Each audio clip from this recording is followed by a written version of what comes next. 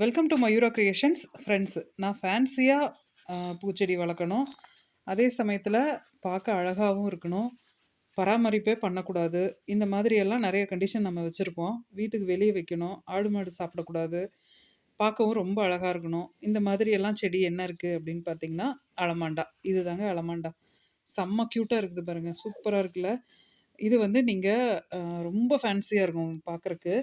கொடியாக வளர்க்கணும் அப்படின்னு நினச்சாலும் நம்ம வீட்டுக்கு வெளியே வச்சு கொடியாக ஒரே ஒரு கொடி மட்டும் போகும். அதை அப்படியே கொடியாக மரத்துலேயோ இல்லை ஓட்டு மேலேயோ எது மேலேயாவது ஏற்றி விட்டுட்டோம் அப்படின்னா அப்படியே கொடியாகவே படரும். இல்லை செடியாக இருந்தாவே போதும், எனக்கு வீட்டுக்கு முன்னால் வச்சுருந்தா போதும், அழகாக பூக்கணும் அப்படின்னு நினச்சோம்னா செடியாகவே அந்த கொடியாக ஏறுற வாதை கட் பண்ணி விட்டோம்னா செடியாகவே நின்றுக்கும்.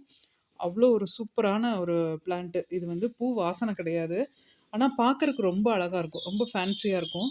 இப்போ நிறைய பியூட்டி பார்லர்லாம் பார்த்தீங்கன்னா இந்த மாதிரி தான் ஆர்டிஃபிஷியலாக ஃப்ளார்ஸ் வந்து தயார் பண்ணி ப்ரைடல் மேக்கப்லாம் பண்ணுறாங்க.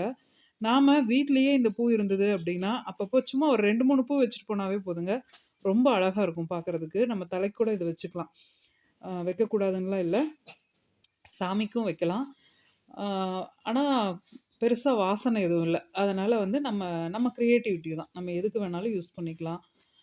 பார்க்குறக்கு அழகாக இருக்கும். இதில் பால் வரும், உடச்சோம்னா பால் வரும். அதனால் இது வந்து நம்ம வீட்டுக்கு முன்னால் வச்சிட்டோம் அப்படின்னா ஆடு மாடு எதுவுமே சாப்பிடாது. ரொம்ப பராமரிப்பே இல்லாத ஒரு செடிங்க.